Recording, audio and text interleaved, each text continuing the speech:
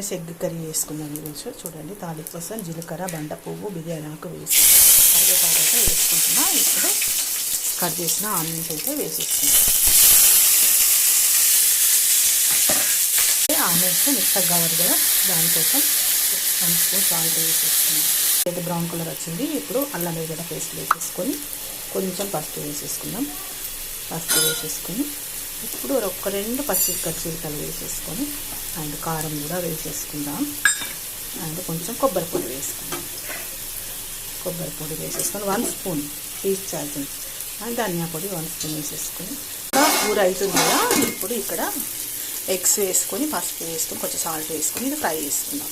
ఒక ఎగ్ మాత్రమే వేసుకొని ఇది కర్రీ ఇట్లా అవ్వడానికి చాలా బాగుంటుంది. తర్వాత ఇలాచి లవంగాలు 2 దంచేసుకొని కొట్టేసుకుంటున్నా. ఇప్పుడు ఈ ఎగ్స్ ఇందులో వేసేసుకుంటే అయిపోతుంది కర్రీ. మరి మీ ఇంట్లో ఏం వంట చేశారో చెప్పండి. Okay, bye.